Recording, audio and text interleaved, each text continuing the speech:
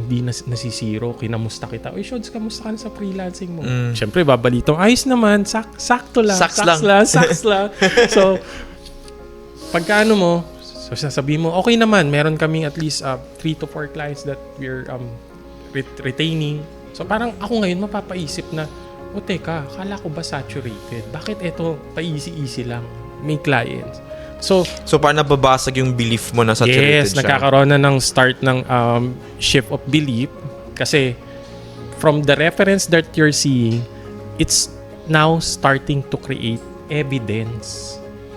Ang laking bagay nun eh. Halimbawa, makita ko na, si Shods pala kaya eh. So, kung aaralin ko ngayon ko ano yung ginagawa niya, how he was able to build a sustainable freelancing career, a sustainable pipeline of clients that he's working with, kaya ko rin matutunan yun. So, yun yung sinasabi ko eh. You also need evidence din eh. Mm-hmm. Oo, kasi, kumbaga, dapat nagbibuild ka rin ng case. Mm-hmm. Kasi kung yung nakukuha mong case is yung datos na meron ka, nagpo-point siya sa saturated, too many people. So, most of the time, the consulting calls that I'm having is about how and where would they be able to find their clients. Mm-hmm. So, usually kapag ganun yung mga nagiging discussion namin, I always try to look for the root cause. Like, why do you feel na you're having some difficulties looking for clients?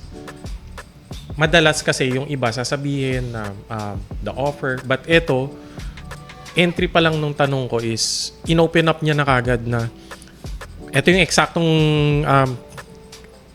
sinabi niya. I feel that this freelancing industry is saturated at this time.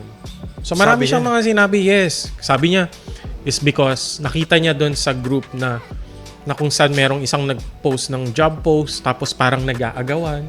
Di ba? Parang imaginein mo, sa isang fish pond, may naghagis ng trabaho doon, pinag-aagawan ng mga isda. So, try to envision doon. Yun, guys. Gusto nating i-validate ngayon talaga. Based on what we see, based on our experience, and based on our knowledge, is it really saturated ba talaga? Di ba? So, ikaw, ano bang thoughts mo dyan? If, let's say, you'll be encountering someone saying na, ang hirap naman mag-freelancing kasi ang hirap makahanap ng trabaho. Sabi nung isang newbie na gustong mag-try. Di ba? Well, yun nga eh. Kasi ako, ayoko naman mag-paint ng picture na hindi realistic. So, totoo yan. Like yung mga na-mention natin, may mga bagong freelancers nga na pumasok sa marketplace. Pero, yung biggest ko talaga na palaging answer dyan is niche down.